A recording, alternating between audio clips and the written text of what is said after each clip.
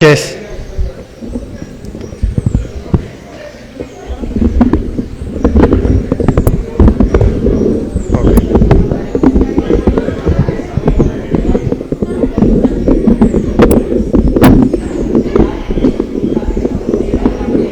No. Gracias. Buenas noches, hermanos, hermanas. La parroquia de los Santos Ángeles Custodios, a través de su pastoral bíblica, le da la más cordial bienvenida a este curso de iniciación e introducción a la Biblia. Les reiteramos que será impartido hoy martes 5 de julio, mañana miércoles 6 de julio, la próxima semana martes 12 de julio y miércoles 13 de julio, de 7 a 9. Hoy es nuestro inicio, siempre hay unos minutos especiales. El mismo será impartido por el padre William Arias. Es el párroco de la parroquia Santuario del Divino Niño en la 27 de febrero de esta ciudad de Santiago. Creo que si no todos lo conocen, la gran mayoría. Es un padre que tiene mucha experiencia en el estudio y conocimiento de la Biblia. Y esperamos que este curso sea el mayor de los provechos con nuestro padre William Arias. Este curso ha sido iniciativa de nuestro párroco, el padre Amauris, que siempre está pendiente de que nuestras mentes no estén libres para no estar pensando en cosas que no debemos, sino que nos mantiene siempre activo en los quehaceres del cristiano. Y si una de las características principales de los cristianos es el servicio, el testimonio de vida y la oración, y ninguna de esas tres características se alejan y van lejos del estudio de la Biblia, porque para que un cristiano se forme, necesariamente tiene que estar en total estudio y conocimiento de ese libro sagrado que se llama la Biblia, que no es más que la vida de Jesús, la vida de nuestro Señor Jesús. En ese sentido, ojalá que aprovechemos el máximo este curso. Como les manifestamos ya en los diferentes grupos, no hay que inscribirse. Si alguien no pudo venir hoy, puede venir mañana, no hay ningún tipo de problema. Está abierto y apto para todo tipo de público. Jóvenes con, como que dice el padre, con la juventud acumulada, etcétera. Sencillamente lo único que hay que tener es ganas de aprender y tener conocimiento y afianzar nuestro conocimiento en la Biblia. Hemos hecho varios cursos ya, pero nunca es suficiente. Por más simple que se pueda oír el curso de iniciación a la Biblia, estamos seguros de que va a ser de nuestro gran provecho. Para situaciones de la logística del curso, aquí detrás hay dos baños, a la derecha el baño de caballeros, a la izquierda el baño de damas. Perdón, pero no hay suministro de agua. Si por casualidad la energía eléctrica se interrumpe, pues nos quedamos tranquilitos, que el padre seguirá con su charla. Lo iluminamos. Vamos a tratar desde mañana de ser lo más puntual posible para aprovechar al máximo el tiempo. Y les recordamos el uso del celular. Por favor, mantenerlo en en silencioso para no interrumpir. Y el que llegue, pues que llegue y se siente tranquilo, no comenzar a saludar por respeto a nuestro padre William y así evitar distracciones. Pues nada, gracias. Va a quedar grabado en la página, o sea que cualquier situación se puede visualizar luego determinado. Padre, buenas noches y todo es suyo.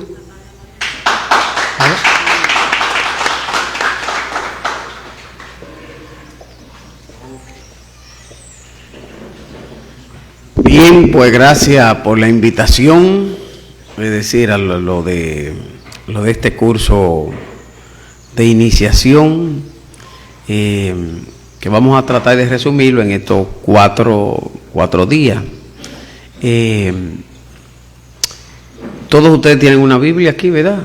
Todos trajeron su Biblia.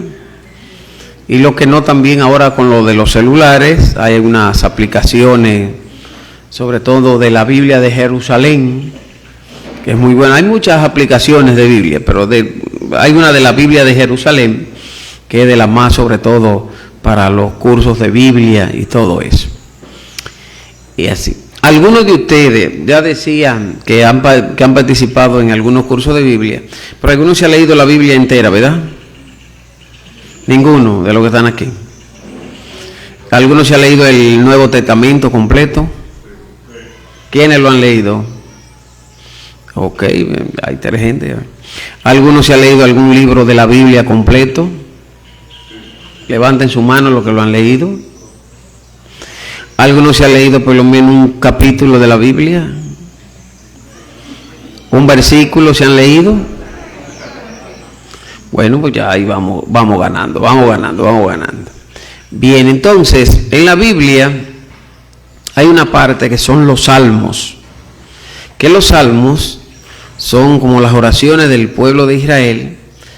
El pueblo de Israel hizo muchos salmos, pero quiso condensar 150, como muestra de esa oración inspirada que se dio en medio del pueblo. Entonces vamos a comenzar nosotros leyendo un salmo, no un salmo, una parte de un salmo, que habla mucho. Él habla de la ley, pero esa parte de la ley hay que entenderla como la palabra, es el Salmo 119. Vamos a ponernos de pie y busquen el Salmo 119. Todos saben buscar en la Biblia, ¿verdad? Saben lo que son capítulos, lo que son versículos, todo eso. Si lleva un curso de iniciación, entonces siempre es bueno preguntar esas cosas. Entonces el Salmo 119, en el versículo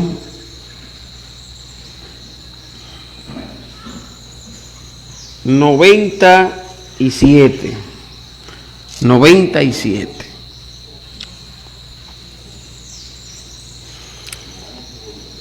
¿Lo encontraron el Salmo 119?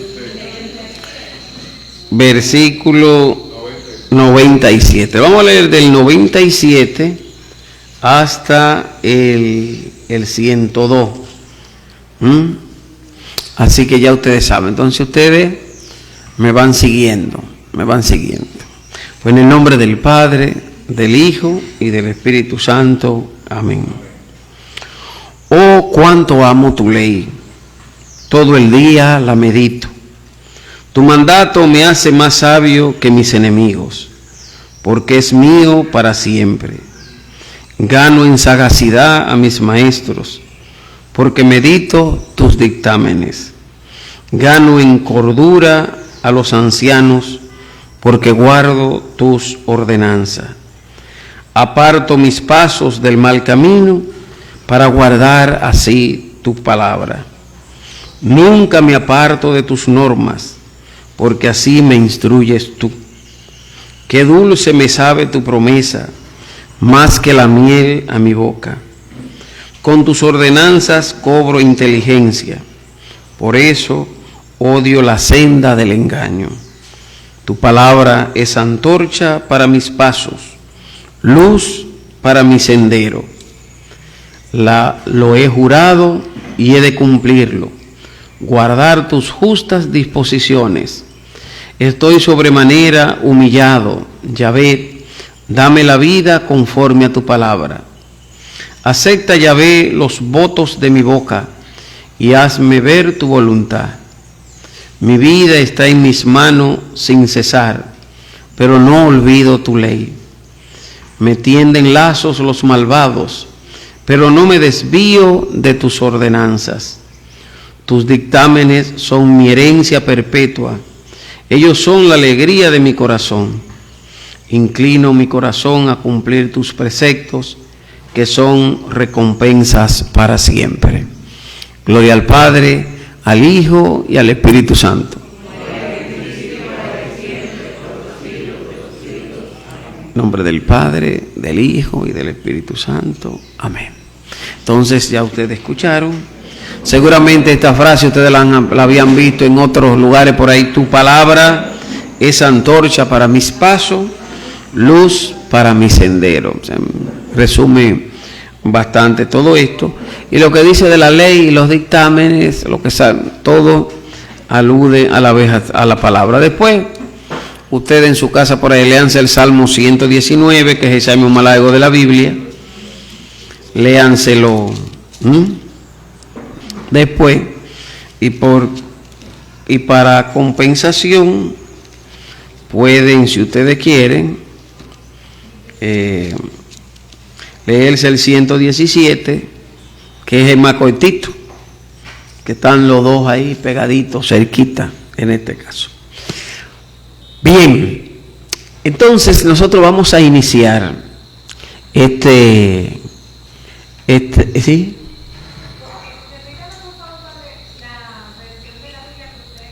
Jerusalén, sí. En las aplicaciones, sí, consíganse esa, que es muy buena. Bueno, entonces nosotros vamos a iniciar este curso de iniciación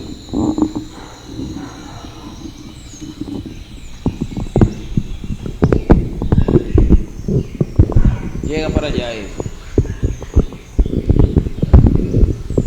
Bien, entonces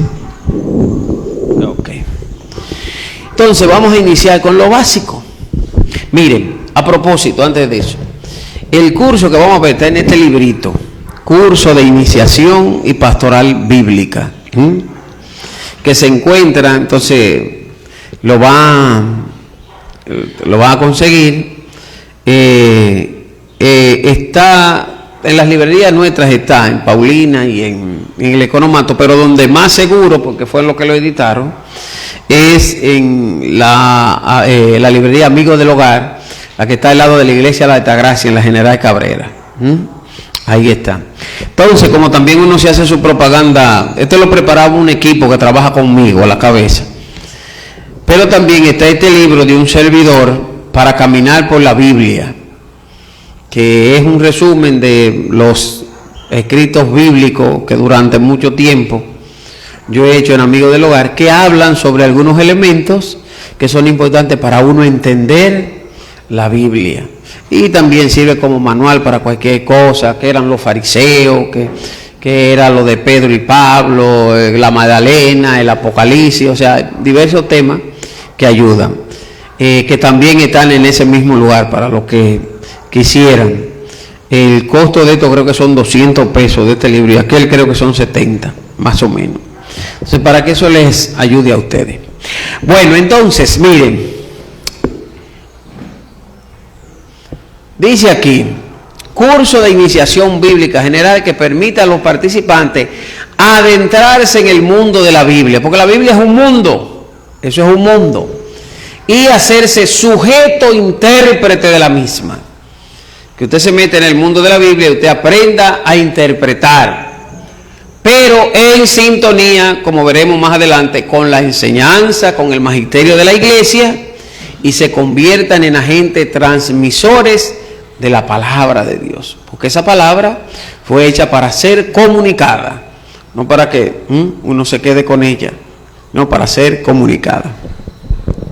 Queremos entonces que los participantes adquieran una visión global de la historia del pueblo de Israel y cómo se formaron el Antiguo y el Nuevo Testamento. La idea es que cuando uno lea un libro, un párrafo de la Biblia, uno sepa en qué momento de la historia se escribió, en qué momento de la historia se escribió y qué momento de la historia de salvación del pueblo de Israel ese libro está transmitiendo. Fíjense, porque eso le va a dar a uno la clave de interpretación o la hermenéutica, para que ustedes vayan familiarizando la hermenéutica, la interpretación, la clave hermenéutica, es decir, la clave de interpretación.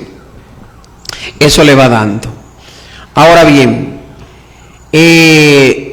no solamente ayuda el momento histórico del libro y lo que el libro relata, sino también que uno aprenda a leer, y no quedarse solamente en la gran tentación que hay hoy en día, que es una lectura fundamentalista de la Biblia, que es leer tal cual es y ya. No. La Biblia es un libro situado en un tiempo y en un espacio que se llama Medio Oriente, una cultura, y un tiempo que se llama historia antigua, la antigüedad en este caso. Entonces son elementos que tenemos a la vez que tomar en cuenta a la hora de uno leer las Sagradas Escrituras. Y claro está, también la Biblia es literatura, es letra, son imágenes, son géneros. Entonces esos elementos es importante tomarlo en cuenta para uno hacer una interpretación, para lograr lo que se dijo en el Vaticano II, el número 12 del Vaticano II, hacer leer la Biblia en el espíritu en que fue escrita, poder llegar a ese espíritu que inspiró, es decir, a el escritor sagrado, es decir, poder llegar allá. Y entonces pues con estos elementos podemos, y claro, con la ayuda del espíritu, podemos llegar allá. Ese es a la vez nuestro objetivo, porque la Biblia se escribió para decirle una cosa a la gente de aquella época. Entonces tenemos que saber qué es lo que le quería decir a aquella gente, y luego entonces, tomando eso en cuenta y tomando el texto, entonces vemos qué nos dice a la vez a nosotros, qué nos dice a nosotros, porque tampoco no nos podemos quedar con la cosa que dijeron en aquel tiempo. Tenemos que ver también lo que nos dice a nosotros, porque la palabra sigue siendo viva. Y mientras más uno descubra esos elementos, mientras más uno lo ubique mejor, entonces mayor es nuestro acercamiento, nuestra interpretación, más lo que ella nos quiere a nosotros de decir. Estas claves son importantes a tomarle en cuenta para hacia donde nosotros queremos llegar.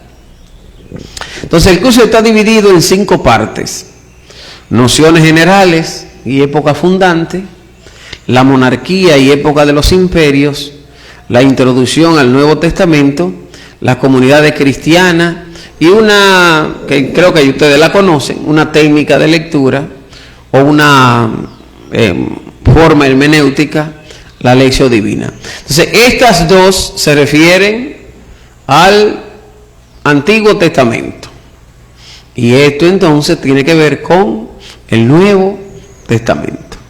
Entonces, en la medida de lo posible, vamos a ir ubicando a la vez los libros. Queremos hoy esta parte, mañana acá, pasado acá y pasado exacto. Vamos a ver si llegamos. Yo creo que llegaremos, si Dios quiere, así será. Bueno, vamos a comenzar por lo primero y lo más básico. ¿Qué es la Biblia? ¿Qué es la Biblia? ¿Qué entienden ustedes por la Biblia? Un conjunto de libros. ¿Qué más?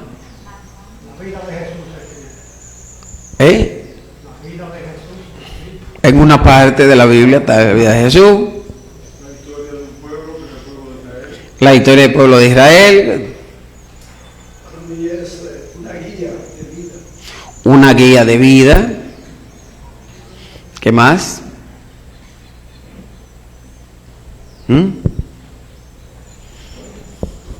Bueno, vamos a partir de lo primero que dijo alguien por ahí: un conjunto de libros. Eso es lo primero, es un conjunto de libros. Súmenlo ahí, está dividida en 2, Antiguo y Nuevo Testamento. Son las 2 grandes partes. El Antiguo, en la Biblia católica, tiene 46 libros y el Nuevo Testamento tiene 27. Son, si no me equivoco, 73 libros. En la Biblia protestante, ustedes les restan 7 libros y serían...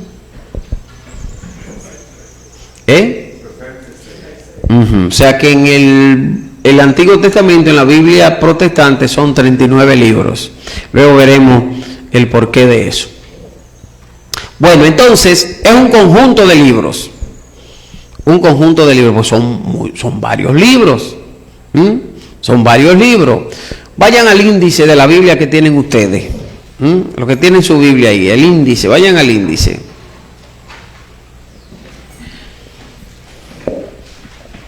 Vayan al índice de su Biblia.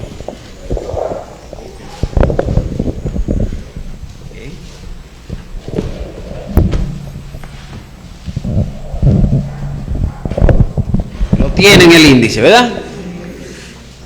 Entonces ahí ustedes tienen todos esos libros agrupados, el Pentateuco, los 5 primeros libros, los libros históricos, los libros proféticos, los libros sapienciales. Es el gran bloque, los 4 grandes bloques de el Antiguo Testamento. Ya en el Nuevo, ahí tienen ustedes los bloques de los evangelios, el bloque de las cartas de Pablo y el bloque de las cartas católicas y el Apocalipsis. Y así tienen todo eso. Ahí tienen más o menos, se sitúan ustedes en cuanto a los libros. Entonces, más que un libro, es un conjunto de libros, una biblioteca, prácticamente, es la Biblia. Ahora bien, ese conjunto de libros nos habla a nosotros, nos habla de la revelación de Dios. Dios se ha revelado, ese es el punto de partida. Dios se ha revelado. Y gran parte de esa revelación está contenida en las Sagradas Escrituras. Entonces, un conjunto de libros que nos habla de la revelación de Dios, dada en un primer momento al pueblo de Israel y llevada a su plenitud en la persona de su Hijo Jesucristo. La primera parte dada a Israel, estamos hablando del Antiguo Testamento. La segunda parte, llevada a su plenitud en la persona de su Hijo Jesucristo, estamos hablando del Nuevo Testamento. Ustedes pueden agregarle mucho más, hay mucho más definiciones que hay. Es la palabra de Dios puesta por escrito, es un libro sagrado, y todo bueno y válido, pero lo fuerte es que ahí se contiene parte de esa revelación dada a Dios. Ustedes saben que nosotros los católicos creemos, como todas las religiones, en la revelación en Dios, pero esa revelación se nos ha dado a través de la tradición, las Sagradas Escrituras y el Magisterio. Los protestantes solamente la Biblia, la Sagrada Escritura, nada de tradición, nada de magisterio. Pero la Biblia, como vamos a ver, primeramente fue tradición, es decir, fue transmitida de manera oral. Y no todo a la vez se escribió. Hubo cosas que quedaron que la Iglesia ha precisamente ampliado o ha clarificado. Sin embargo, es decir, la Biblia es común a católicos, a protestantes, a ortodoxos, libro común. Con los protestantes tenemos esas variantes de esos 7 libros. Pero todos estamos de acuerdo que ahí contiene el fuerte la revelación de Dios, dada en un primer momento a Israel y en un segundo momento llevada a su plenitud en la persona de su Hijo Jesús. Para mí esta es una definición que yo he ido estructurando a lo largo de todos estos años, pero no invalida las otras, ni nada por el estilo que ustedes han oído y han escuchado por ahí. Entonces la Biblia viene del griego biblos, libros, libros. y los nombres dados, como ya yo le dije, Sagrada Escritura, Palabra de Dios, Santa Biblia, todo eso es bueno y válido en este caso. Ahora bien, una de las cosas que caracteriza a la Biblia es que consideramos que la Biblia es un libro inspirado. ¿Qué quiere decir inspirado? Primero, inspirado quiere decir que no es cualquier libro. Es un libro cuyo autor a la vez es Dios. Quien movió todo ese tinglaje de la Biblia fue el Espíritu Santo. O sea, el que motivó. Porque cuando uno habla de inspiración, habla de motivación. Hoy yo me amanecí inspirado para cantar, pasarme el día entero cantando. Motivado. Hoy yo amanecí inspirado para hacer esta labor. Motivado. Hoy yo amanecí inspirado para... Y así sucesivamente. Entonces, quien motiva, quien mueve todo eso, es precisamente Dios. Dios. Una de las cosas que a veces se ha discutido siempre, si Dios es el que mueve todo, ¿cuál es el papel del hombre? ¿Cuál es el papel del hombre? ¿Alguno de ustedes toca flauta? ¿Ninguno toca flauta? ¿Cómo? Hay lo que le llaman la flauta dulce y la otra será la amarga, ¿verdad? ¿Cómo es? Transversa. Entonces miren, como quiera, tanto la dulce como la transversa necesitan el aire. Pero con el aire tampoco no se logra nada. Se necesita la flauta para que salga la música. Hubo una vez que alguien dijo, y fue una explicación muy bonita y muy bien, muy acertada, de que Dios y el hombre como que se habían combinado para eso, como que Dios era el que soplaba y el hombre era una especie de autor instrumental. Pero fíjense una cosa, todo es obra de Dios, porque quien le da los talentos al hombre para escribir es precisamente Dios en este caso. Entonces Dios y el hombre ahí están metidos. Claro, hubo alguien que dijo, bueno, pues entonces Dios es el autor principal y el hombre autor secundario. Recientemente se dijo eso.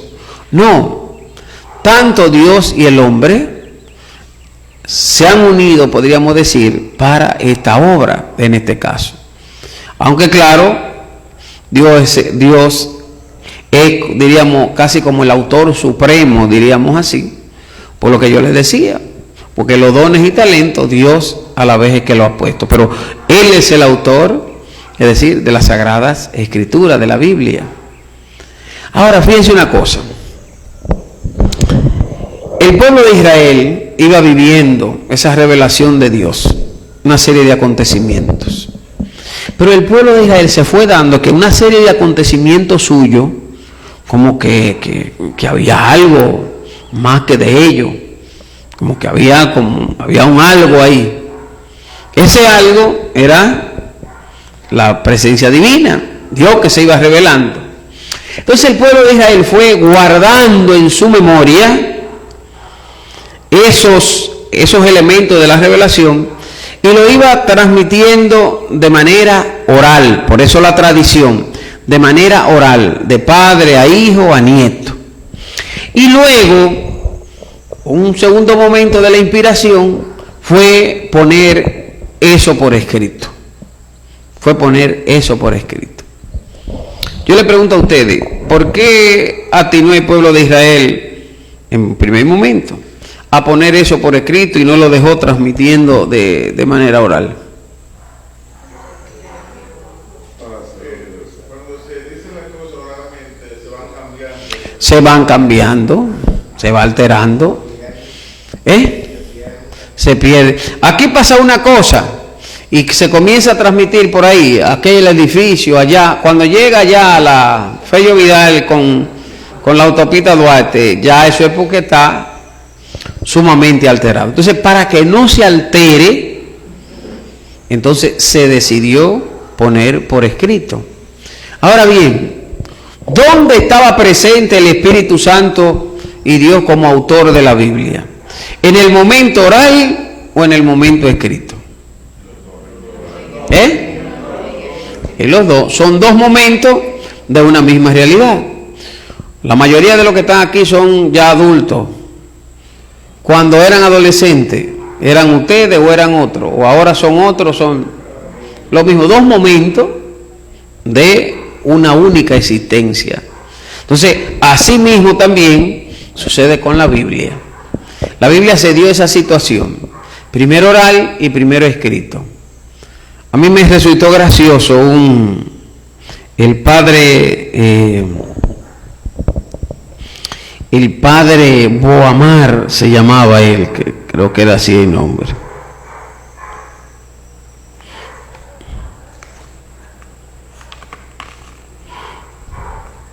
El padre Boamar. Él era un hombre, en Jerusalén hay una escuela bíblica que tienen los padres dominicos. Y él ahí se pasó toda la vida. Y cuando tenía ya 35 años viviendo de manera interrumpida en Jerusalén, le hicieron un reconocimiento a él. Y dije, padre, ¿qué quiere usted decir? Yo solamente le diré que después de 35 años estudiando asiduamente la Biblia, ahora yo la entiendo un chin así. Así que no se lleven del padre Boamar, no se desanimen en ese sentido. Entonces él era así. Entonces él decía que eran dos momentos de una misma realidad, la inspiración. Dos momentos dados por Dios. Ahora bien, ¿qué nos hace a nosotros ver, por ejemplo, cuáles son los criterios para uno saber que un libro es inspirado o no es inspirado? Miren, aquí uno tiene que ver un criterio histórico y criterio de concordancia. Vamos al Antiguo Testamento primero. Los libros que se consideran inspirados se le llaman libros canónicos. La palabra canon, creo que hay una fotocopiadora, una cosa que se llama así, canon, ¿verdad? Entonces, la palabra canon es una palabra antiquísima, cuyo significado primero es norma. El significado primero es vara. Ustedes conocen, aquí no hay abogados, ni, ¿cómo que se llaman? Agrimensores. La vara conuquera, que era lo que se usaba para medir.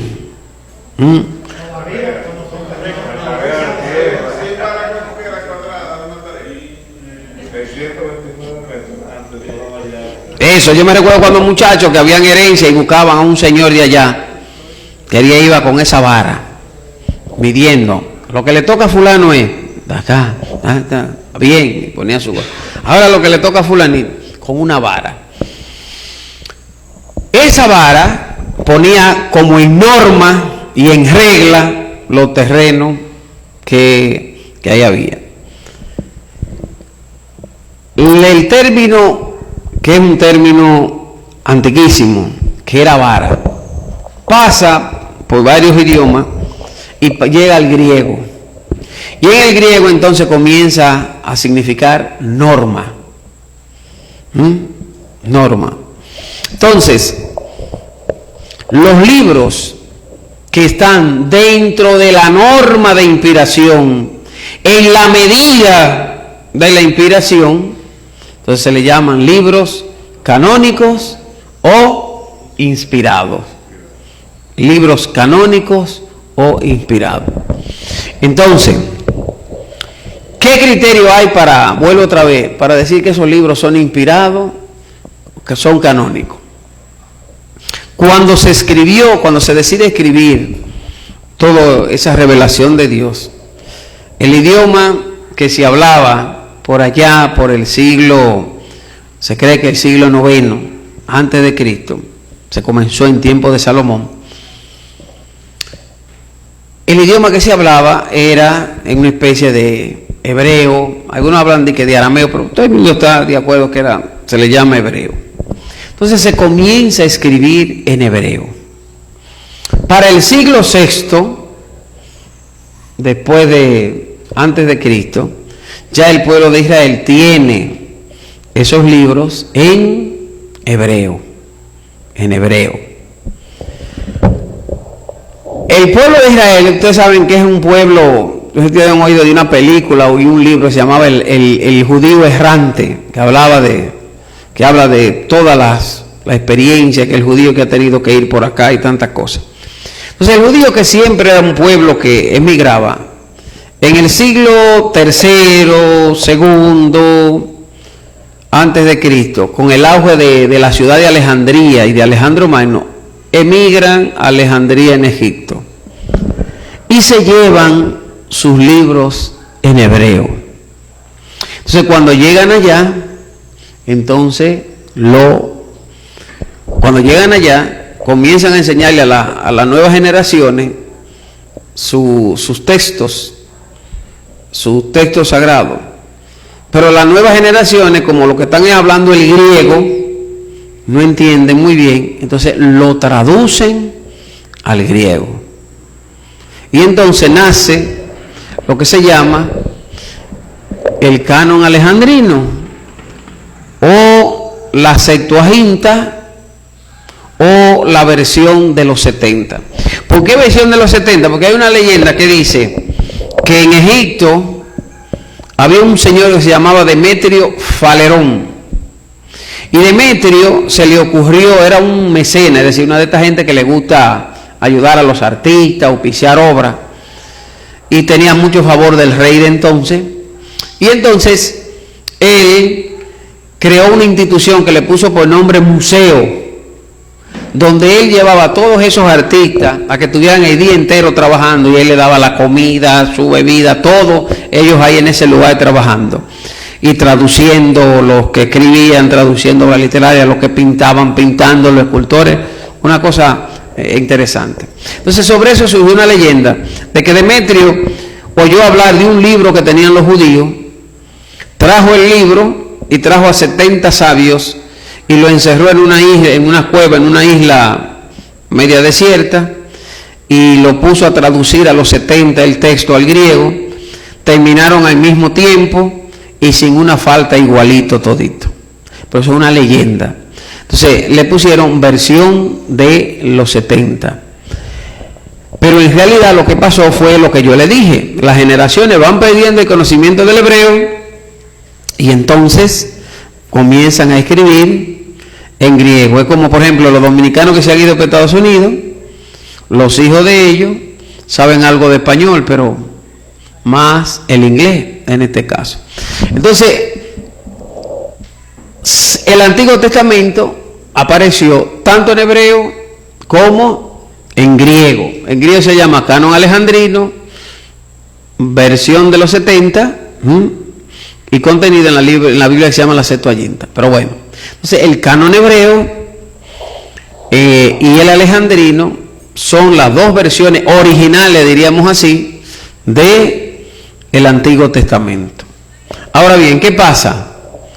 En el canon alejandrino, en griego, hay 7 libros que no están acá, en el hebreo. Hay 7 libros. Entonces, los libros que están tanto en hebreo como en griego se le llaman libros protocanónicos. Proto en griego es primero, los primeros canónicos. Y los libros que están en griego pero no están en hebreo se le llaman deuterocanónicos en este caso. ¿Entendieron? Ese es el criterio. Deuterocanónico. Deutero es segundo, los segundos canónicos, los segundos en regla. ¿Cuáles son esos libros, los deuterocanónicos? Tobías, Macabeos 1 y 2, Judith, Eclesiástico, Sirácida o Eclesiástico, Barú, Sabiduría, un versículo del libro de Esther, el 10:4, y el capítulo 13 y 14 del libro de Daniel. Eso no está en el canon hebreo en este caso.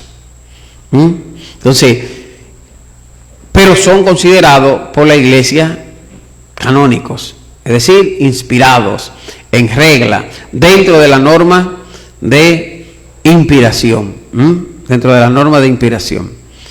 Entonces, para el Nuevo Testamento, vamos a pararnos ahí. No vamos a decir, después ustedes me lo recuerdan la próxima semana para yo decirle, para avanzar, el criterio, se llama canon de Muratori, pero eso lo veremos guárdenlo en la mente, para seguir con esto. Entonces, es así, se ha dado así. Entonces, esto también nos lleva al problema de la diferencia entre la Biblia protestante y la Biblia católica. Esto nos lleva al problema de diferencia. ¿Cómo así? Miren, en el siglo IV después de Cristo hubo un gran hombre, un gran santo, santo de mi devoción, San Jerónimo. Jerónimo era un hombre inteligentísimo, con una habilidad para la traducción, porque hay gente que tiene esa habilidad para traducir y esa serie de cosas. El Papa de entonces, San Dámaso, lo quería mucho, incluso algunos dijeron que si el Papa Dámaso lo estaba preparando para que Jerónimo fuera Papa, y toda esa serie de cosas. Pero era un hombre de mucha piedad y que le encantaba la Biblia. Y Jerónimo quiso irse a Jerusalén, cosa que al Papa no le gustó, pero se lo aceptó. Irse a vivir a Jerusalén y allá vivir como en una especie como una comunidad así como monástica y todo eso, y traducir esos textos de los originales. El idioma que se hablaba entonces era el latín vulgar en ese tiempo. Entonces Jerónimo toma los textos originales, sobre todo en hebreo, y traduce la Biblia al latín vulgar. Lo que hablaba la gente sería como si yo hiciera ahora una traducción, pero en cibaeño, en este caso, no en español, sino en cibaeño. Era una cosa así. ¿Por qué hizo eso Jerónimo? Porque Jerónimo quería que la gente conociera la palabra de Dios, porque este libro ha sido hecho para el pueblo de Dios, y era bueno que el pueblo lo conociera. El pueblo no sabía ni hebreo ni griego, entonces él hizo ese trabajo y la tradujo. Y esa Biblia se llamaba, o se llama, porque está, la Vulgata de San Jerónimo. Eso fue en el siglo IV. En el siglo XVI hubo otro hombre también que quería que la iglesia y la fe volviera a los elementos originales. Y lo más original que consideraba era la Biblia. Y era un gran conocedor del hebreo, un intelectual del momento. Y su nombre era Martín Lutero. De Lutero se dicen mucha tontería por ahí, pero eso no es cierto. Lutero era un hombre inteligente y un hombre bien preparado, pero tenía dos cosas que no se mezclan bien con eso. Que era un hombre muy apasionado y un hombre muy polémico.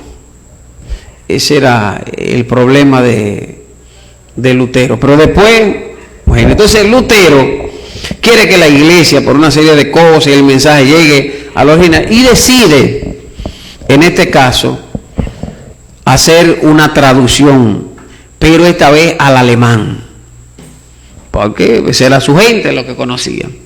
Lutero, lo de Lutero era bueno, tenía buenas intenciones, y ojalá se hubiese dado, y tal vez hasta la iglesia en su momento lo hubiese aceptado.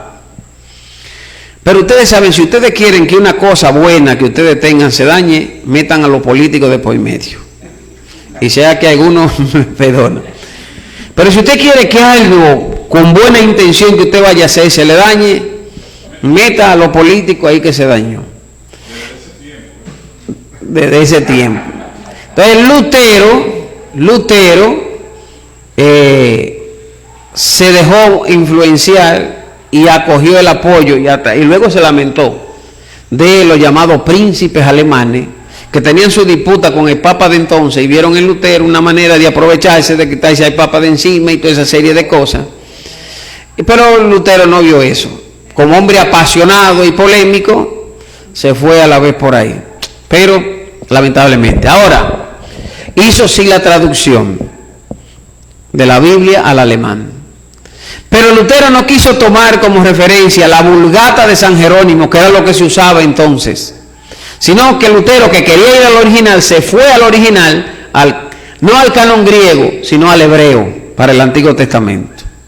Porque andaba, que había que volver otra vez a los orígenes. Entonces fue a lo más original, el canon hebreo. Entonces traduce del canon hebreo al alemán el Antiguo Testamento.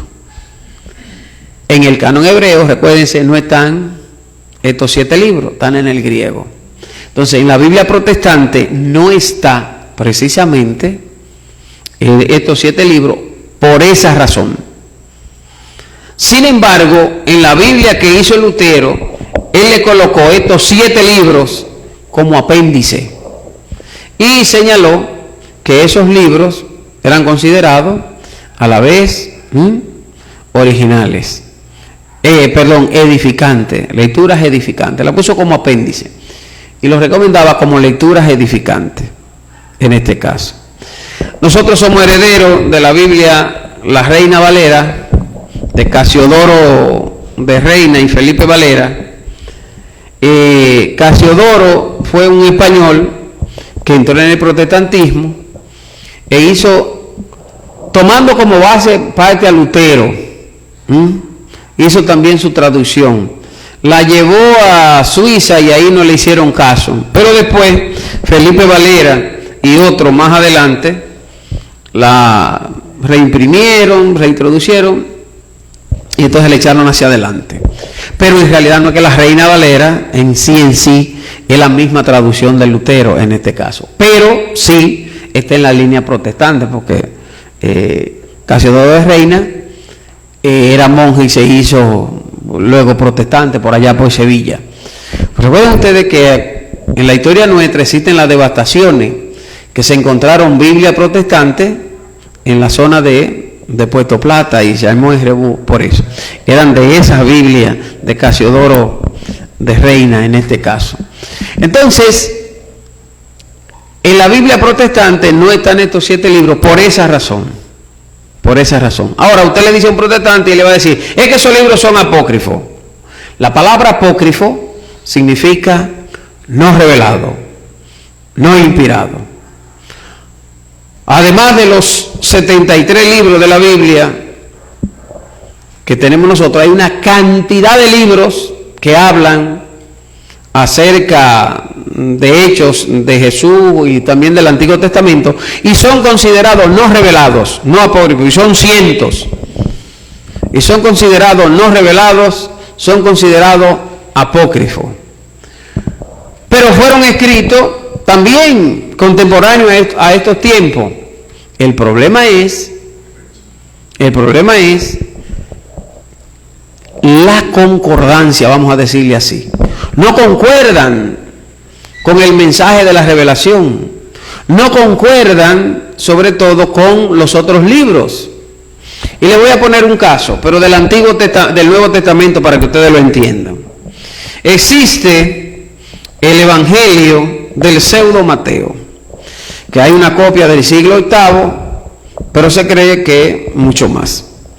En el Pseudo Mateo aparece Jesús en la escuela jugando, habla de que Jesús está jugando y de repente Jesús se cae y los compañeritos comienzan a reírse de él y Jesús desde el cielo le manda un rayo que lo fulmina todito.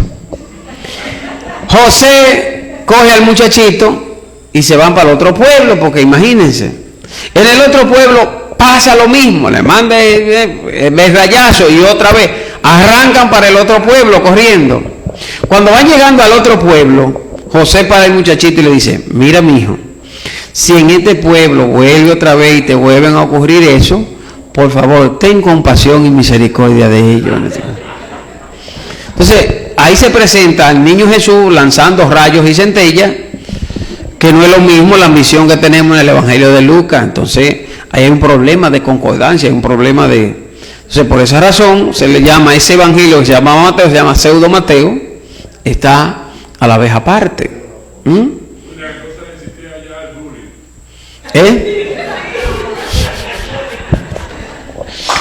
Eso es viejo, eso no es de ahora. Eso no es de ahora. Entonces, es así. Entonces, para un libro considerarse inspirado, canónico, primeramente, en el Antiguo Testamento hay este criterio de antigüedad, que figure aquí o acá, en el canon hebreo como en el canon alejandrino, y que concuerde con los otros libros, que no lo contradiga en este caso, o lo complemente. Es interesante el caso del libro de Esdras y de Ruth. En el libro de Esdras se dice que el judío no debe de casarse con mujer extranjera. Está prohibido eso. Sin embargo, el libro de Ruth dice, pero si una mujer extranjera dice, tu pueblo será mi pueblo, mi Dios será mi Dios, como tú, donde tú vivas, yo viviré, donde a ti te entierren, a mí me enterrarán, ese podría entonces, esa mujer, ese judío podría casarse con una mujer a la vez así. Sí, lo complementa, ¿ustedes ven? Como que lo complementa. ¿Por qué? Porque imagínense, en el pueblo, la abuela de David era Ruth, que no era judía, era extranjera. Entonces, ¿cómo es posible que el rey máximo donde Dios, que como veremos, David, sea una extranjera? Algo tiene que haber. Entonces, no, pero es que esta mujer hizo del pueblo judío su pueblo, vivió como tu Dios, tu pueblo será mi pueblo, tu Dios será mi Dios. Ya, con eso lo dijo ya. No necesita más. Entonces, ustedes ven, es así. Pero estos libros llamados apócrifos no complementan, sino que tiran prácticamente por el suelo a la vez todo. Entonces, ese es el criterio para los libros canónicos del Antiguo Testamento. ¿Lo entendieron? Bueno, esperamos que sí. Si no lo entienden bien, cuando lo lean en el librito lo van a entender. No, pero más o menos esa es la idea. Así que es importante esto, porque en el diálogo a veces uno pierde mucho tiempo en discusiones esto de la Biblia, y ese es el punto. Tengo otra gente que dice, no, porque es que son apócrifos no revelados. No es que no son apócrifos, es eso. Fíjense qué curiosidad. A veces hay gente que dice, no, es que estos libros no estaban en hebreo. En el año de 44-48, en Israel, a orilla del Mar Muerto, había un muchachito pastando con el rebaño, se aburrió y comenzó a tirar piedras para una cueva. Y oyó como que se rompió como una tinaja, ¡clac! Y el muchachito subió y entonces ahí encontró una serie de escritos, y en toda la cueva, eso fue un gran descubrimiento. Se le llamó a eso los escritos del Mar Muerto. Entre los escritos del Mar Muerto encontraron copias de Macabeo, no tanto, pero encontraron copias, por ejemplo, de Sabiduría, de Esther, de todo eso. Y en un monumento, una guerniza, como le llaman, en el Cairo, encontraron en hebreo completo el eclesiástico, y a la vez también el libro, ese versiculito de Esther. Es decir, o sea que si alguno dice, no, porque no era que los judíos no reconocieron, en su momento muchos los reconocieron. En los escritos del Mar Muerto hay bastante de esto ahí escrito. Inerrancia bíblica. La inerrancia significa el criterio de verdad en la Biblia. ¿Tiene errores la Biblia?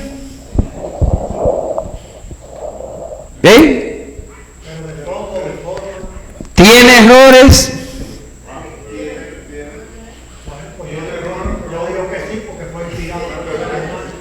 ¿Tiene errores? Levanten la mano los que dicen que sí. Los que no lo levantaron dicen que no. O se quedan agnósticos, ni para acá ni para allá.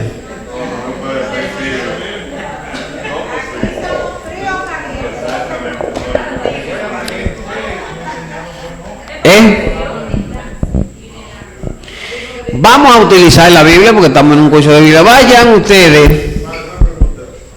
¿Quién descubre esos errores? ¿Cómo? Vamos a ver primero si hay o no hay errores. Pues vamos para allá. Vamos a ver que eso primero. Vayan al libro de los jueces, de Josué. Josué, capítulo 10, versículo del 12 al 14. Josué 10, del 12 al 14. Vamos a ver. El primero que lo encuentre, que brinque y lo lea. Entonces habló Josué a Yahvé. El día de Yahvé entregó el amorreo en manos de los israelitas. 10, 12 al 14, siga. Perdón, 10. Yahvé los puso en fuga delante de Israel y les causó una gran derrota en Gabaón. Los persiguió por el camino de la subida de Bet-Porón. Espérese. 10, 12, 14. Capítulo 10, versículo del 12 al 14.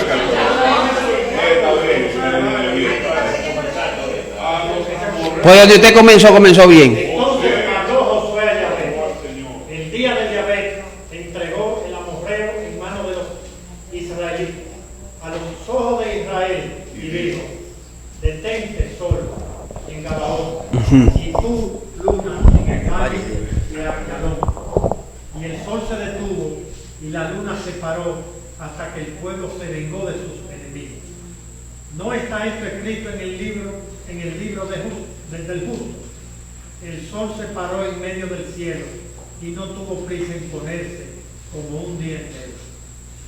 No hubo día semejante, ni antes ni después. Ok, entonces ahí ustedes ven, el sol se detuvo.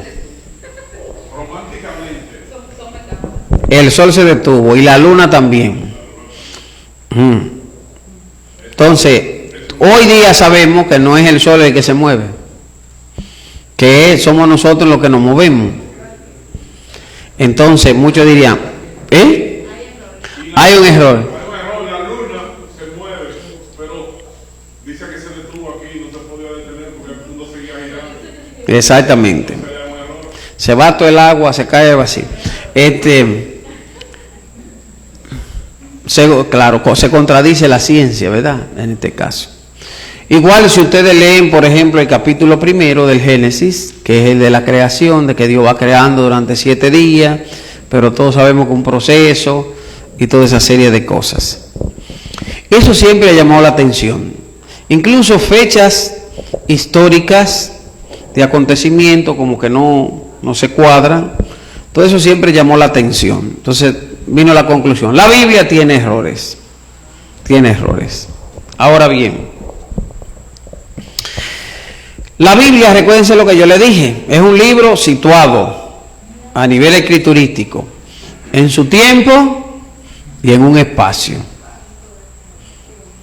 La Biblia es hija de su tiempo, la antigüedad. ¿Qué se pensaba en la antigüedad? Que era el sol el que daba la vuelta. Eso se vino después con Copérnico en el 16, pero por allá, tiempo de Abraham y todo eso, que era la que giraba. Entonces, la Biblia fue escrita con los criterios y los elementos de su tiempo. Ahí entramos nosotros en lo que se llaman los géneros literarios. Por ejemplo, aquí yo le hablo mucho, hay un capítulo sobre los géneros literarios. Los géneros literarios. ¿Qué son los géneros literarios? Formas de expresión, pero de expresión bella, estética. Cuando se va a escribir la Biblia, por inspiración, el hombre piensa que no es cualquier cosa que se va a escribir, no es cualquier cosa, es la palabra de Dios. Entonces tiene que ser, como es la más grande palabra, tiene que ser de una manera bella, hermosa, no es cualquier palabra. Yo recuerdo una familia que había una muchacha que esa le mandaba rayos y respuestas a todos los hermanos y a todo el mundo cada vez que hablaba. Y apareció un suicida de eso, enamorado de ella ya. Y esa muchacha, eso cambió. Eso es la forma de hablar a sus hermanos y todo eso. Que dijo un hermano de ella, me dijo a mí mismo, caramba, si hubiésemos sabido, le hubiésemos conseguido uno antes o algo por el estilo. Ella cambió en la manera de hablar. O sobre todo al muchacho que amaba, que quería, no le hablaba como a sus hermanos, ni como ella hablaba antes, eso era una dulzura y una serie de cosas y todo esto. No, porque exactamente, ella no le está hablando a cualquiera, le está hablando a lo que ella en ese momento considera más grande, más. Pónganse ustedes mismos, los que son casados, todas las cosas que ustedes decían, y yo no sé por qué ya no las siguen diciendo, pero... Carmen Deli, no te sigue Pedro diciéndolo. Sí, él tiene lo mismo, o ha variado. Exactamente, entonces no es lo mismo. Entonces, ese mismo criterio, así se lleva a la palabra de Dios. Tal vez a nosotros eso nos parece una cosa como, qué sé yo, pero era lo mejor que había en ese momento. Y eran los criterios que habían en ese momento. Por ejemplo, en ese texto, ¿qué es lo que se quiere significar? Que la batalla no la gana el pueblo por su poder, su entereza. Es Dios. Dios que puede hacer que la naturaleza y el universo se detenga. Es Dios que lo hace. Ese es el criterio. Entonces, ahí entramos en lo de errores. La Biblia no tiene ningún error. Ningún error. Porque la Biblia no es un libro de ciencia. Tiene historia, pero no es de historia. Tiene literatura, pero no es de literatura. La Biblia es un libro sagrado. Es un libro teológico. Es un libro de fe. Y lo que la Biblia tiene son verdades de fe expresadas en un lenguaje literario. Los géneros literarios. En poesías, en narraciones, en fábulas, parábolas, ley, un sinnúmero de géneros en este caso. Eso ya, los géneros, eso es un curso aparte que hay que tomar para eso. Entonces, es un sinnúmero de géneros, pero hay que ver lo que está detrás del género. Lo que está detrás del género. Yo siempre pongo esta comparación. Viene el muchachito y le dice, mamá, papá, ¿cómo fue que yo vine al mundo? El muchachito, el papá y la mamá le dicen, bueno, mi hijo, tú viniste al mundo, tu papá y yo fuimos al campo, encontramos una plantita, la sembramos aquí en la casa, floreció y de esa flor naciste tú. ¿Qué le dirá al muchachito? Embuste, yo vi el internet, eso no es así. Eso es hoy. Eso es hoy. Pero aunque él diga, él lo que tiene un interés, y el interés es saber de dónde él viene. Esa es la verdad que le interesa. Después él sabrá cómo fueron las cosas. Ahora, dentro de su universo, eso cabe bien. Si se le dijera cómo es, eso un trauma, muchacho. Por eso hay tanta gente así loco por ahí porque cuando usted, por ejemplo, nosotros vamos a introducir una mesa para acá. Vamos a entrar una mesa para acá. Si la mesa no cabe bien y la forzamos, ¿qué va a hacer? Vamos a arañar la mesa. Así le ha pasado a muchos muchachos, lamentablemente, que no han sabido explicarle la cosa o han pasado y por eso andan unos maniáticos y cosas por ahí. Es decir, pero en este caso, al muchacho, dentro de su universo, él lo entiende bien y lo comprende. Y lo comprende bien. Porque detrás de esa imagen está que él viene de papá y de mamá. Como la Biblia, y ahora nosotros sabemos que el sol le da la vuelta y todo eso. Pero en su momento en que se escribió, el criterio que había era la vez. ¿Qué tiene que hacer el intérprete, el que está leyendo? ¿Qué tiene que hacer el que está leyendo? Tiene que interpretar. Tiene que interpretar. No puede tirar eso así como así, porque digan, pero tú estás contradiciendo. No. Tiene que interpretar. Esos eran los criterios de antes. Entonces, lo que quiere transmitir la Biblia son verdades de fe. No podemos poner a la Biblia a decir lo que no se debe. Recuerden, en Estados Unidos había una señora que fue candidata a vicepresidencial, el apellido Palik, que era gobernadora de Alaska. Una mujer, Sarah Palik, que había hecho una serie de cosas maravillosas en su estado y una cosa, y por eso se la llevaron y todo eso. Pero ¿cuál fue el error de ella? que ella era muy religiosa y entonces tenía esa interpretación de la Biblia muy fundamentalista. Le hicieron una pregunta respecto de eso y ahí la mujer ahí cayó. Hay que volver, ella decía, hay que volver a enseñar la Biblia como es, como dice la Biblia, en las escuelas y todo eso. Le cayeron arriba a esa mujer que se acabó. Entonces, es así. Entonces, miren, el asunto va por ahí. Es decir, todo lo que hay en la Biblia es verdad.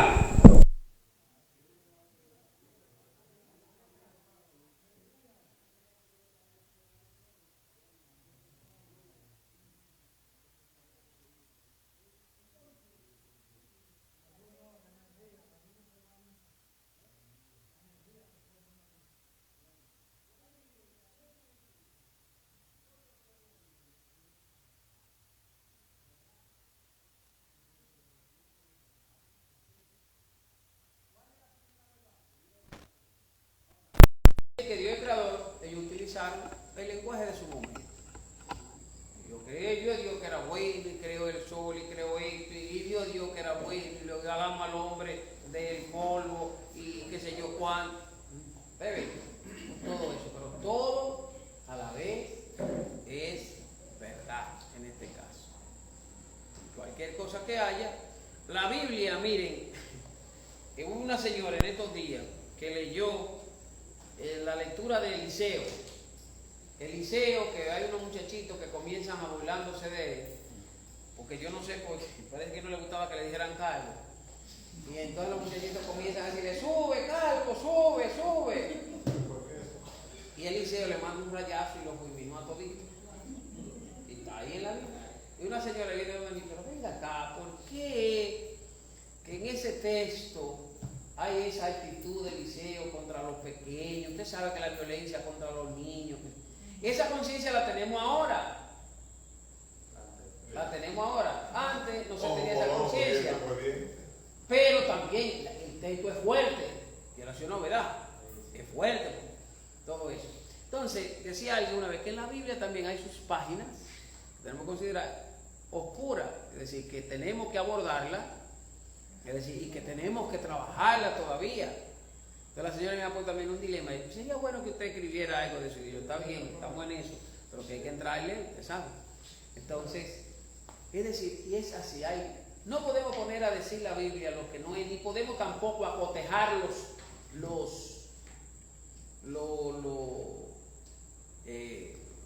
la palabra no es cotejar, ni adecuar. No me viene a ver. Forzar, exactamente. No podemos forzar los textos.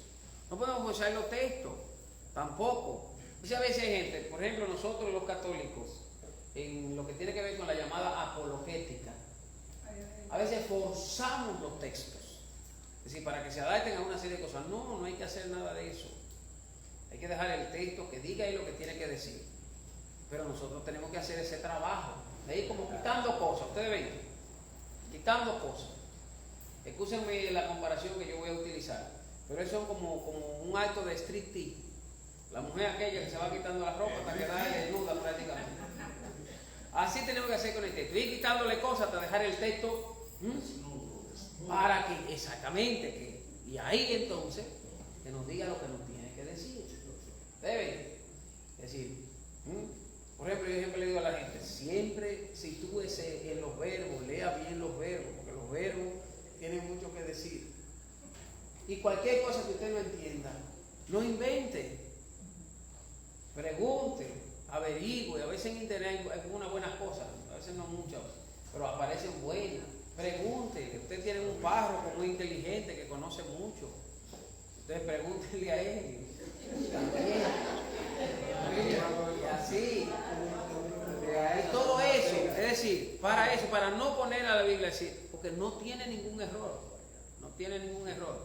Porque es un libro religioso, teológico. Es fue tal.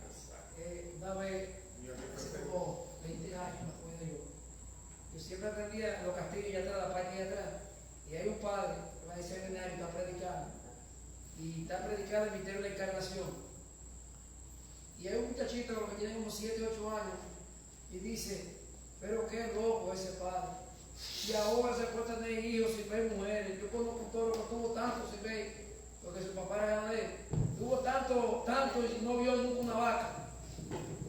El muchacho no está viendo eso como un misterio ya, en su realidad. Pero yo le expliqué, le dije, mira niño, es que la época tú... Ese celular que tú caes, cuando yo era niño, si yo mencionaba un celular, me iba a decir que era un loco, porque eso no existía. Es que los tiempos han ido evolucionando, pero el misterio existe de verdad. Claro, o sea, no se puede, hay que hacer todo quitarle todo ese bagaje, toda esa serie, todo ese ropaje que tiene el texto, que es de aquellos tiempos. Hoy mismo hablando con alguien, me decía una muchacha, ella tiene un novio protestante, entonces el pastor le mandaba a decir que ella tenía que hacerse protestante, ella que es católica, porque según la Biblia dice, mujeres, sométanse a su marido, ella tiene que someterse a la vez a él. Digo yo, claro, pero dile que lea el texto completo, que dice también, marido, amen a su esposa como a su propio cuerpo, no sean amplios, que lea el texto completo en este caso. Esa es la que se aplica ayer en casa. Porque es así, ustedes ven, es decir, ese es el criterio que hay. Bien, por último, había un recesito. Algo de logística. Tenemos un pequeño refrigerio. 10 minutos antes, por favor, usted nos dice para ir, cuando vaya a culminar, para ir preparando. ¿Ustedes quieren al final o a mitad? Al final, ¿Eh? No, nos falta todavía. 10 minutos antes, usted nos dice. Ya hasta las 9, hasta las 9. Bien, pero es que se fue la luz, entonces ahora.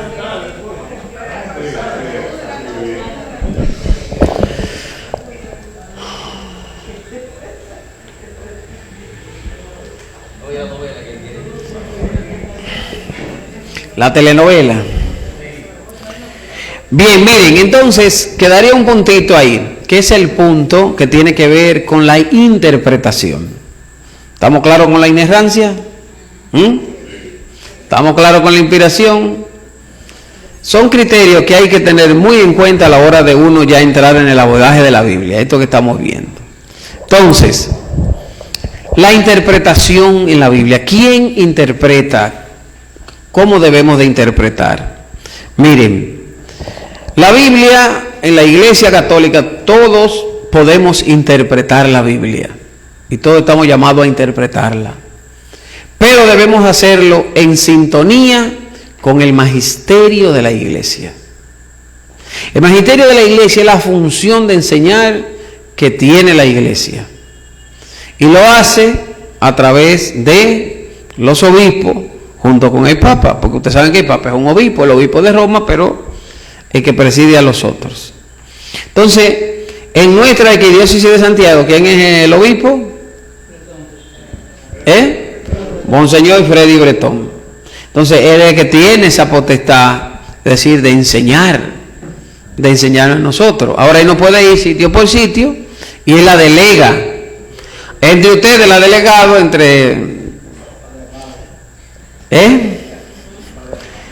si ustedes hubiesen conocido a Mauri cuando era más chiquito.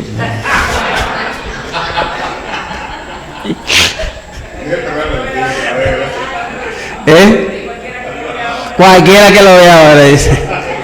Entonces, él ha delegado esa función. No tenía, no. Porque lo que le viven poniendo a los otros y haciendo broma con los otros, no le da tiempo a los otros a poner a él. Sí, ese exactamente. Pero bueno, entonces fíjense, el obispo lo delega esa función de enseñar en sus colaboradores, que somos pues los sacerdotes y así y comisiones también que no preside. Entonces, no le coloco porque ahora parece que el apagón se está reiniciando otra vez la computadora. Entonces, lo delega, esa función de enseñar. ¿Por qué? Porque en la iglesia el obispo es un dictador, el párroco es un dictador. No. Es que si nos llevamos de interpretar cada uno por su lado, ¿qué va a pasar? Lo que pasa con los protestantes. ¿Cuántas divisiones, por ejemplo, lleva ya Lucas Rojas? Ellos creo que pidieron la cuenta. ¿Por qué? Eso es otra cosa. ¿Por qué? Porque yo me recuerdo cuando Lucas estaba vivo, porque Lucas, la teología y la Biblia, lo que enseñaba, era la teología católica. Yo estaba en un lugar por ahí y oigo a uno predicando, porque hemos sido lavados con la sangre de Cristo. Digo, eso es teología católica. Los protestantes no creen en eso. Los protestantes de Martín, herederos de Martín Lutero, no creen en eso. Nosotros somos los que creemos en eso. Pero bien eso, porque lo único de ellos es separado de nosotros, pero todavía su teología, Lucas Rojas era así. Entonces, ¿qué pasó? Lucas, hubo uno, yo lo conocí, que no estaba de acuerdo con una serie de cosas que Lucas interpretaba y que Lucas decía y qué sé yo cuánto. ¿Qué hizo él? Se fue y formó su propia iglesia. Lucas no se lo podía impedir. ¿Qué hizo otro? Lo mismo por igual. Ellos crearon una iglesia en Gurabo, la iglesia de Gurabo dijo, no, nosotros somos independientes, y se armó un rebú y un repepero. Porque ese ha sido el problema de los protestantes, que no ha habido, o sea, cada uno interpreta. Claro, Martín Lutero lo dijo, libre interpretación, hacia la libre interpretación, en un sentido. Pero muchos protestantes han visto la necesidad, sobre todo en Alemania y en otros países, de que haya como un estamento que ayude, que tenemos nosotros en la iglesia. En el capítulo 5 del libro de los Hechos de los Apóstoles, hubo un primer problema en la iglesia. Se reunieron los apóstoles y dijeron, esa lectura que ustedes la han escuchado mucho, el Espíritu Santo y nosotros hemos decidido, el Espíritu Santo por delante, siempre, hemos decidido. Y entonces hacen una interpretación. ¿Quiénes son los herederos de los discípulos de los 12? ¿Quiénes son los sucesores? No herederos, los sucesores. Los obispos. Entonces, cada obispo, es decir, representa ese magisterio de la iglesia en su diócesis. Entonces, está llamado a la interpretación. ¿Pero para qué? Para que no nos suceda como los protestantes, para que no nos volvamos locos, cada uno interpretando por su lado. Entonces, tú estás leyendo la palabra de Dios, tú interpretas, pero en comunión con la iglesia, en comunión con el magisterio de la iglesia, con lo que la iglesia enseña en este caso. Cada vez que ustedes van para Moca, cerca del seminario está esa iglesia, Fuente de Salvación, en Licey. Ustedes la conocen. ¿Cómo nació esa misma iglesia? Un grupo ellos eran muy de la renovación en el seminario, ayer era que ellos tenían su grupo y todo eso. Monseñor Fello lo asesoraba, Vinicio, todo, Monseñor, toda esa gente, un grupo muy bonito, muy bien. Pero ¿qué pasa? Ellos comenzaron a interpretar por su cuenta. Cuando esos sacerdotes le llamaron la atención a ellos sobre eso, ellos dijeron, no, ustedes están equivocados. La iglesia se equivocó. Nosotros aquí en Licey, el non plus ultra, hemos descubierto la fórmula del agua tibia, prácticamente. Entonces, ¿qué decidieron ellos? Apartarse y fundaron su iglesia en este caso. Es decir, ¿qué es el magisterio de la iglesia? No es un asunto, como yo dije, dictatorial, es un asunto normativo. Porque necesitamos normas. Una casa donde no hay norma, donde no hay regla, ¿qué es lo que va a pasar? Un desorden. En la iglesia tenemos nuestro orden. ¿Por qué? Que hay un magisterio que nos va diciendo. Usted interpretó algo, usted está leyendo la Biblia, usted puede descubrir algo nuevo. Usted va donde Padre Amaury, mire, estaba leyendo la Biblia, ¿qué me parece a usted esto y aquello y todo eso? Claro, no es que lo van a tosigar al pobre cada vez que usted encuentre esté leyendo la Biblia o llamando. Exactamente. No, pero porque puede haber algo que usted descubra nuevo, qué sé yo, en ese sentido, puede darse el caso. Es decir, para eso es parte del mismo servicio. O no tiene que ir donde Amaury, puede consultar también algunas obras. Pues, por ejemplo, puede consultar esto, que le ayuda. Está autorizado por él. estamos autorizados por el obispo para esto, en este caso. Entonces ustedes ven, es así. Entonces, en la iglesia interpretamos todos, pero a la luz, en comunión con el magisterio de la iglesia. Esa facultad de enseñar que tiene la iglesia, que le viene de la misma Biblia. El Espíritu Santo y nosotros decimos tal cosa. Es decir, califica. Entonces la Biblia la interpretamos, no ha salido nada. La interpretamos a la luz del magisterio de la iglesia, en comunión con la iglesia. Claro que la iglesia le ha dado licencia y permiso a muchos teólogos para que estudien y ellos descubren una serie de cosas y los obispos y la iglesia lo aprueban. Y entonces también nosotros lo aprovechamos y entonces vamos conociendo. Por ahí es que va la cosa. Entonces esas son claves muy importantes a la hora de uno introducirse en el mundo de la Biblia. En la Biblia se habla de un pueblo. Se llama el pueblo, ¿cómo se llama? El pueblo de Israel. Entonces ese pueblo en el Antiguo Testamento se narra, esto no llega para acá, se narra su historia.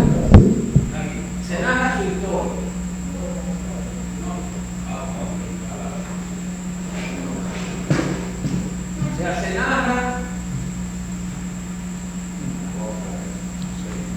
narra su historia. Entonces, miren, se narra su historia. Una historia. Entonces, el que va a leer la Biblia tiene que tomar en cuenta el sentido de la historia que tiene el pueblo de Israel. Los griegos tenían un sentido como circular de la historia. Los griegos entendían que la historia era como un círculo, donde lo que pasaba aquí se repetía aquí, se volvía a repetir aquí, se volvía a repetir acá.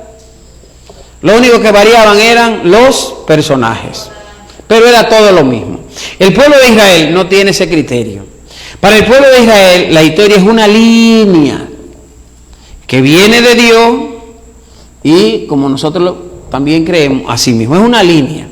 Entonces en esa línea se van dando acontecimientos, pero ese acontecimiento es anuncio de lo que viene. Si esto que se dio es bueno, lo que viene ahora más bueno, y si esto es bueno, más bueno, y esto más bueno, y esto más bueno, hasta que lleguemos, ¿verdad?, a ese punto. Ese es el criterio. Esto va siendo un anuncio de que viene, ese criterio de la historia. Ahora bien, esto es bueno, se supone que esto que es anuncio de que esto va a ser bueno, y es bueno, se supone que esto tiene que ser bueno, pero esto no se dio tan bueno, entonces se vuelve acá, al punto de origen, se vuelve como a iniciar de nuevo, para que se dé bueno, y así, ¿entienden? Es el sentido lineal de la historia del pueblo de Israel. Va pasando por momentos, por etapas. Cada una de esas etapas, de esos momentos, es anuncio de algo pleno, de algo bueno, de algo maravilloso. Si eso no se da, y no se da no es porque Dios quiere, sino muchas veces por el pecado, por el mal del hombre, entonces se vuelve aquí otra vez. Y aquí entonces con ese pequeño grupito se comienza de nuevo, otra vez, a andar hacia adelante. Criterio lineal de la historia que tiene a la vez el pueblo de Israel. Entonces, con esos elementos, sí, ya, podríamos nosotros comenzar, es decir, a hablar de lo que se narra en la Biblia, que es precisamente la historia de un pueblo. ¿Por qué conocer la historia de este pueblo? Porque eso es lo que se narra. Y recuérdense que el criterio, cada libro narra y se sitúa en un aspecto o en un momento o en una época de esa historia y relata algo de esa historia. Puede darse el caso que haya un libro de la Biblia que se escriba fuera de su tiempo y narre acontecimientos de otro tiempo. Por ejemplo, el libro del profeta Daniel, escrito siglo III, segundo antes de Cristo, narra de acontecimientos del siglo VI. Se escribe siglo III, siglo II y narra acontecimientos del siglo VI. En Génesis, ¿cuándo se escribió? Cuando Dios estaba No. El Génesis, capítulo primero de Génesis, se escribe en el siglo VI, antes de Cristo. Se escribe en ese tiempo. El segundo capítulo del Génesis es más viejo que el primero, porque ese segundo es posible que dice mucho, ya se comenzó a escribir hacia el siglo IX, siglo VIII, antes de Cristo, y el capítulo primero en el siglo VI. Fíjense, entonces hay que situar a la vez ese criterio. Tomen ustedes, por ejemplo, ¿qué se escribieron primero, los evangelios o la carta de Pablo? En el 51, 53 se escribe primero a los tesalonicenses. El evangelio de Marcos se escribe hacia 65, 70, y el evangelio de Mateo y Lucas se escribe en los años 80 después de Cristo, y Juan 95, 100 le da uno, o 90, 100 después de Cristo. ¿Ustedes ven? Entonces hay que tomar eso muy a la vez en cuenta, porque a veces uno sale una serie de disparates y cosas por el estilo, y es así. Y ver también muchos elementos de la que se dieron en la historia. Por ejemplo, una de las cosas que vamos a ver es la época de los imperios, cómo esos imperios que se dieron en la historia afectaron a la vez en la historia de salvación del pueblo de Israel. Entonces, esos elementos es importante tomarlo a la vez en cuenta. Entonces, para ir concluyendo, ¿cuándo comienza la historia del pueblo de Israel? ¿Cuándo comienza?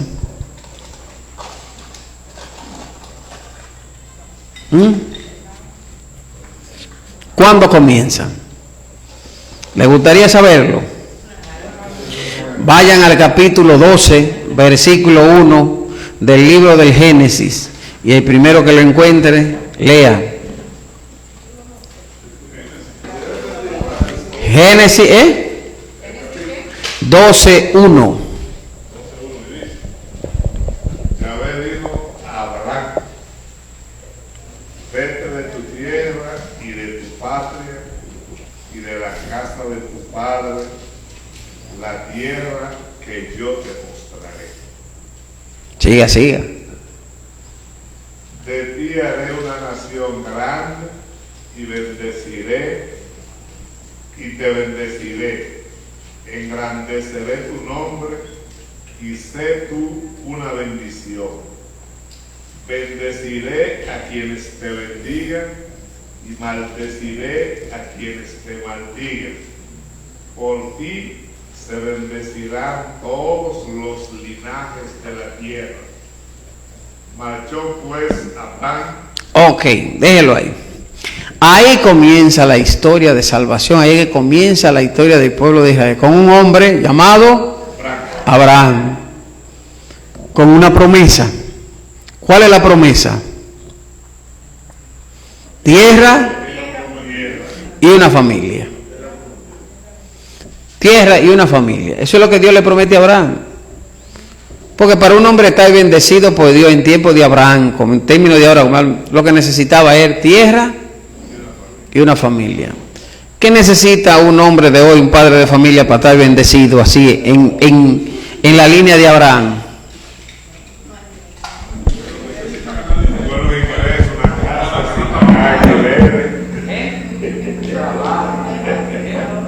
¿Qué necesita? Trabajo. Una mujer buena.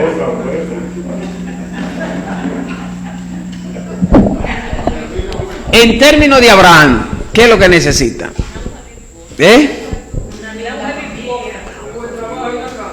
Un buen trabajo y una familia, y una buena familia. Un buen trabajo, un trabajo que te ayude a tus necesidades. Y que de algo, si no, eso es que te ayude a eso. ¿Qué más tú quieres? Pero ¿qué más tú quieres? Un trabajo que te ayude a tus necesidades. Ya, y como dice ahí, y que te quede tu reserva. ¿Qué más tú quieres? ¿Qué más quieres? En términos de Abraham, estamos hablando en términos de Abraham, lo que Dios le promete. Y una buena familia. La bendición de Abraham era la tierra y la familia. ¿Qué hoy se sigue igual? ¿Qué es lo que necesita? Una familia. En aquel tiempo la tierra, porque era lo que se trabajaba. Hoy, ¿qué es lo que tú necesitas? Un buen trabajo. Un buen trabajo. ¿Eh? Ajá, un buen trabajo. Un buen trabajo. Le digo esto porque hay un libro que se llama Abraham y Sara, escrito por un brasileño, él, que trabaja mucho asuntos de la Biblia. Él es carmelita, Carlos Mester. Entonces él escribió este libro. Él se inspiró en una pareja pobre del nordeste del Brasil que emigran a Sao Paulo en búsqueda precisamente de eso, de un buen trabajo y poder establecer su familia. Entonces él va haciendo la historia de ellos dos, haciendo esa especie de paralelo, porque no lee la Biblia para leerlo, tenemos que verlo. Entonces, hoy día, ¿qué es lo que necesita? Interpretando ese texto, usted que lo está leyendo, en términos de Abraham, ¿qué necesita un hombre? La bendición que Dios le va a dar a Abraham es tierra, porque en aquel tiempo había que tener tierra, y familia, para poner a producir la tierra y todo eso. ¿Por qué a veces en la Biblia aparece que los hombres en aquel tiempo, sobre todo Jacob, tenían más de una mujer? ¿Por qué? Que él bendice la poligamia. No. En ese momento de la historia era importante, no habían las relaciones capitalistas de trabajo, de que tú contratas, no. Era la familia. Si en la familia había muchos miembros, había más producción. Entonces, una mujer tiene ¿cuántos hijos al año? Uno. Y entonces, si el hombre tiene 4 mujeres, ¿cuántos hijos va a tener al año? 4 al año. Entonces, al año siguiente eran 8 y así. Entonces, era por eso, entonces se permitía lo de la poligamia. No es que esté legalizando en ese momento, porque era un asunto. ¿Y ahora por qué? Por ratrería de algunos, eso es lo que te quiere.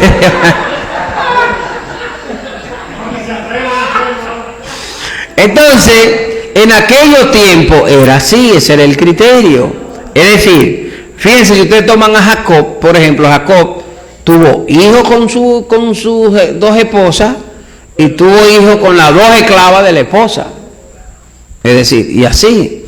Pero ese era a la vez. Bueno, entonces yo les señalo esto para que ustedes vean cómo es el asunto. Es decir, que no se puede así vamos a decir, al pie de la letra, de manera fundamentalística, sino que hay que interpretar. Entonces, en tiempos de Abraham, eso era lo que se necesitaba. Ahora, detrás del texto también de Abraham está la bendición, pero hay otra cosa que es importante, que es por lo que Abraham es grande y reconocido. ¿Y qué es lo que es? La fe. Eso lo reconoce desde el Evangelio, San Pablo en los Gálatas. Es decir, lo grande de Abraham fue la fe. El libro de los Hebreos también, la fe de Abraham. Es decir, eso es lo que lo reconoce. Detrás de todo esos elementos está el elemento de la fe. Entonces Dios prometió, le dio la familia y le dio la descendencia y le dio también la tierra. Es decir, Dios le da las dos cosas a Abraham, en este caso. Abraham se casa y tiene un hijo. ¿Cómo se llama el muchacho? Isaac. Luego Isaac se casa, sigue la bendición y tiene un par de mellizos, Esaú y Jacob.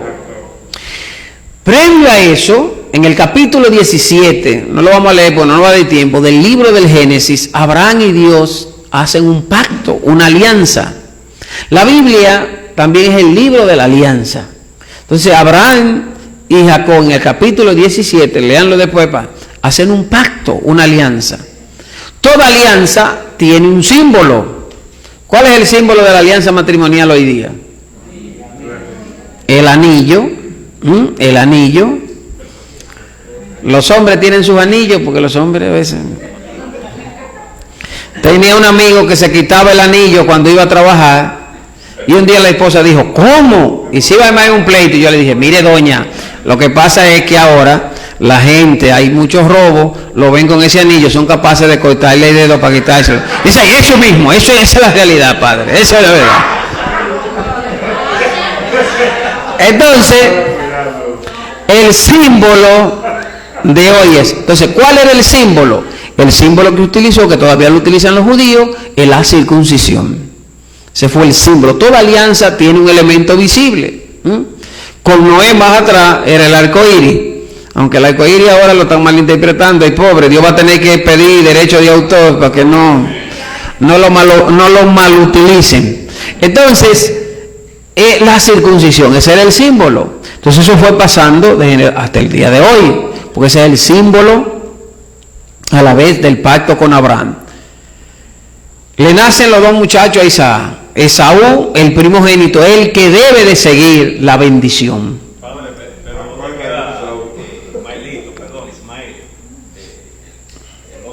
Exactamente. Entonces, Ismael, fíjense que lo de Ismael es un relato hermosísimo desde un punto de vista. Hay una amiga mía que escribió un libro, también ahí lo pueden encontrar en Amigos del Hogar, sobre Agar. Esa es su tesis que ella hizo muy bien, se llama Rita Ceballos, que es biblista, y entonces sobre Agar, donde ella va desmenuzando a la vez todo eso. Está entonces con la esclava, tiene un hijo, pero ¿por qué ese hijo así como que no lo reconocen? Porque fue idea de Sara, no está dentro del plan de Dios. Eso fue una idea, una lección muy importante. Yo siempre a veces con algunos grupos hago esa meditación. Es decir, a veces uno tiene su idea, pero hay que ver el plan de Dios. ¿Cuál plan tiene Dios en este caso? Entonces, por eso, Ismael, Dios no lo rechaza. Ismael dice, con él yo haré un pueblo. Pues ya está, muchachos, porque nada queda en el vacío para Dios, que también de ahí viene una lección. Si ustedes van un día a Egipto o a cualquiera de esos países árabes, no se sorprendan cuando ustedes vean allá y le digan, no, porque Agar fue la esposa de Abraham, Sara fue la esclava, Ismael, porque ellos se consideran descendientes de Ismael, Ismael fue el hijo, pero ese desde la óptica de ellos, desde la óptica para acá, detrás del mundo, ya es distinto. Si hay una discusión entre guía y una gente que andábamos para allá, y yo lo que digo, espérense, ahorita hablamos sobre eso, siga usted hablando. Entonces yo le dije, miren, lo que pasa es que estamos del otro lado del mundo, estamos en el mundo musulmán, que no es el mundo judeo-cristiano en este caso, donde se ve Abraham, el otro. Pero a partir de nuestro texto, que es lo que nos interesa, es decir, está ese elemento, también está el elemento de la libertad. Sara es la libre, aquella es la esclava, Dios trabaja en libertad. Hay muchos elementos magníficos a la hora de interpretarse en la línea de la espiritualidad. ¿Usted no cree que Sara fue compasiva con el pobre Abraham al ver que ella no le podía dar un niño?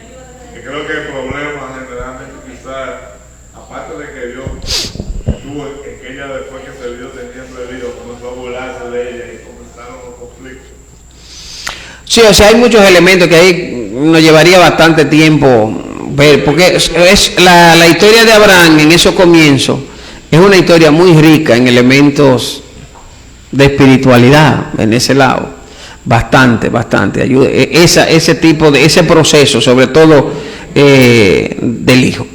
Miren, entonces para ir culminando, entonces Esaú es el primogénito, pero Jacob, el nombre Jacob significa tramposo, porque el muchacho saca la mano y se cree que y luego le hace una trampa al hermano, como ustedes han leído, para quitarle la bendición. Luego se da el pleito entre ellos y Jacob tiene que huir. Luego Jacob se casa con las dos hermanas, con Lía, con Raquel, tiene los 12 hijos. Hay un hijo. Previo a eso está el pleito famoso de Jacob con un ser divino que le da la bendición y que le cambia el nombre, le dice, ya no te llamará Jacob, te llamará Israel.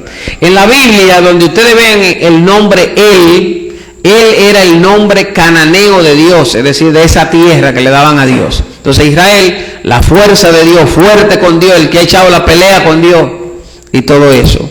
Como Betel, lugar de Dios, y así sucesivamente esos lugares.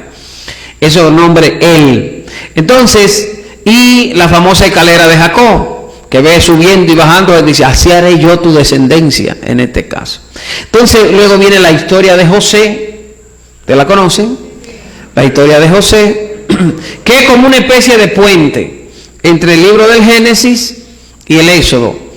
Lo que yo le decía, entre una etapa, la etapa patriarcal del pueblo de Israel, hacia la etapa de Israel como pueblo, de ser una familia, ahora se va a pasar a ser un pueblo en Egipto. Eso es lo que hace la historia de José, ese puente. Entonces, todo eso del Génesis, desde el 12 hasta el último capítulo, es lo que nos narra a nosotros la historia fundante del pueblo, la prehistoria, es decir, la historia conocida como la historia patriarcal, los patriarcas a la vez de Israel, Abraham, Isaac, Jacob y el patriarca José. Es decir, son los patriarcas a la vez en lo que se fundamenta a la vez la historia. Y en Egipto, entonces ya comienza la historia de Israel, sobre todo como un pueblo, no como ya una familia. Ustedes dirán, y los 11 capítulos previos del libro del Génesis, todo eso nos trata de hablar a nosotros de la historia de los comienzos, donde hay muchos elementos comunes a veces a la historiografía de entonces. Recuerden que el diluvio no es una cosa solamente de la Biblia. Muchos pueblos y muchos escritos antiguos han hablado de ese famoso diluvio que hubo. Claro, desde la Biblia se ve como un elemento purificador y además que nos adelanta la realidad del bautismo y toda esa serie de cosas. Entonces, esos descendientes y todos esos elementos es la historia del comienzo. La explicación, por ejemplo, la Torre de Babel, para explicar el asunto de los idiomas, pero también hay una lectura muy preciosa de la Torre de Babel, la soberbia, el orgullo. Cuando los hombres y mujeres de este mundo se dejan llevar por el orgullo y la soberbia, no se entienden. No se entiende. El que es orgulloso y soberbio no se entiende con nadie.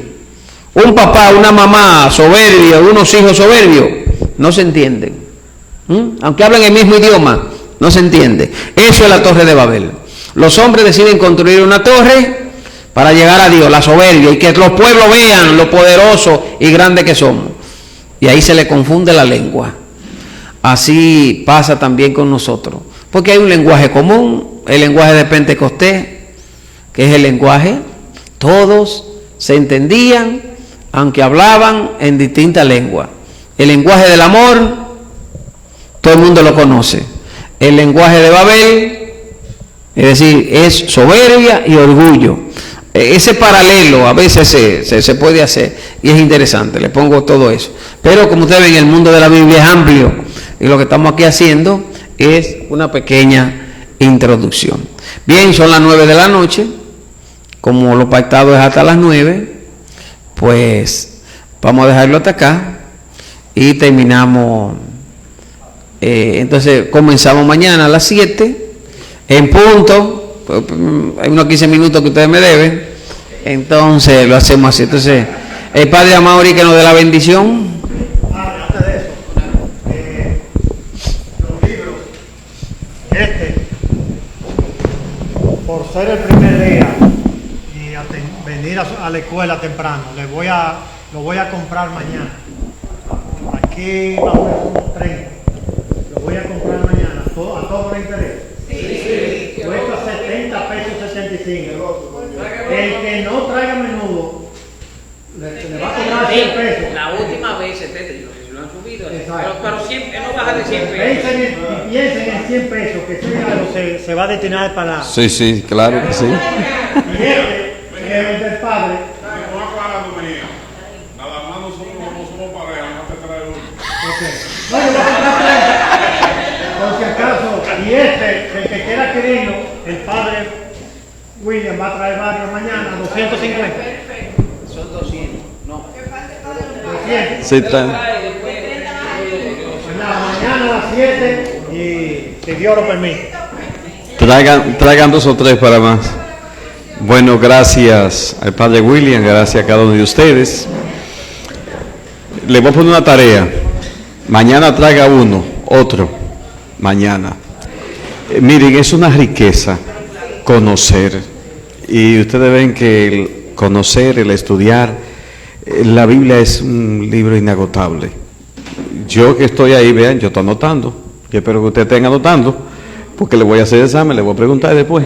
Así que yo estoy anotando. Traigan su lapicero, anoten, porque eso ayuda. Y cuando usted lee la Biblia, cuando usted escucha en la iglesia el texto que se proclama, usted no se duerme, usted ahí profundiza y vive el misterio de la revelación. Entonces, mañana, como a ustedes les encanta calentar el chat y llamar, usted mañana entonces le trae una para que esa silla que está vacía, mañana, por favor, te están esperando a ti una penitencia que mañana. Entonces, sería bueno que vengan. Y aunque ustedes se dan cuenta que ustedes hicieron curso, y es diferente, porque siempre hay cosas que hay que conocer más, profundizar. Gracias al Padre William, en medio de todas sus actividades, que saca este tiempo para enseñar. El auxilio es el nombre del Señor. El Señor esté con ustedes. La bendición de Dios Todopoderoso, Padre, Hijo y Espíritu Santo, descienda sobre ustedes, sobre su familia y permanezca para siempre. Amén. Nuestra Señora de la Altagracia, San Jerónimo. Buen provecho.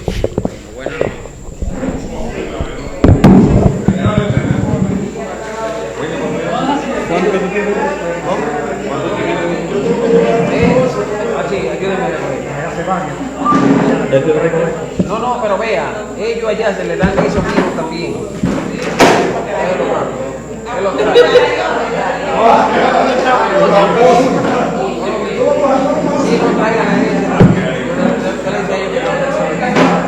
Si usted quiere, en el momento que usted está allá,